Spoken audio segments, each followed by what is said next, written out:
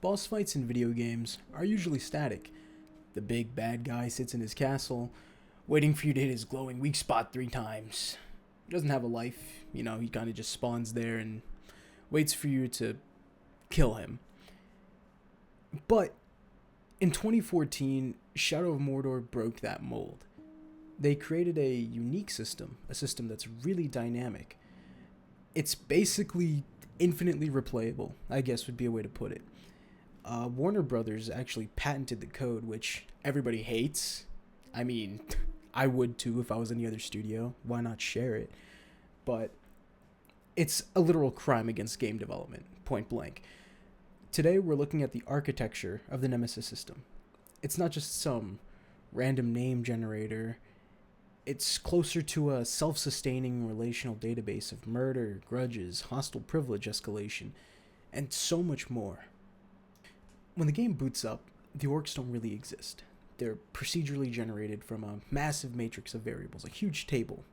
And under the hood, an orc captain is just a walking JSON file. The system pulls up a name, title, voice lines, visual model, all that stuff. But more importantly, it's going to assign a random set of Boolean flags for gameplay mechanics. It could be immune to ranged attacks, or it could hate fire, a plethora of things.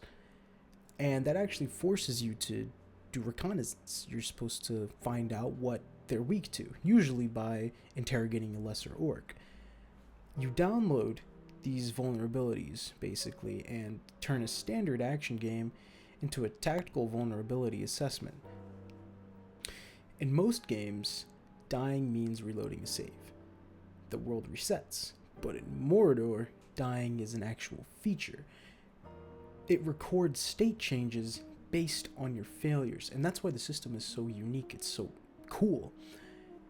If a random low-level grunt gets a lucky shot and kills you, he doesn't just go back to his patrol path, he gets a promotion. The game executes a privilege escalation event. That grunt gets ejected from his grunt role and promoted to a captain hierarchy. He gets better armor, a new title, and an ego. When you respawn and track him down just to get your revenge, because we're all petty like that, he literally mocks you for dying to him. It tracks your weapons too. If you beat an orc by throwing him in a fire, but he survives the RNG roll, he comes back hours later looking like a melted candle with a brand new Fear of Fire tag permanently written to his profile. But the true genius is that system doesn't even need you. The orc hierarchy is a closed-loop ecosystem. These captains run their own autonomous scripts in the background. They ambush each other, they duel for promotions, they execute their own bodyguards. It's a huge automated corporate ladder built entirely on betrayal. You're just a chaotic variable occasionally crashing into their scheduled tasks. The Nemesis system isn't just about creating enemies. It's more so about the history of it.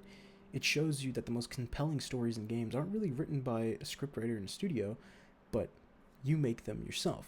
Your decisions actually matter. But let me know what you think.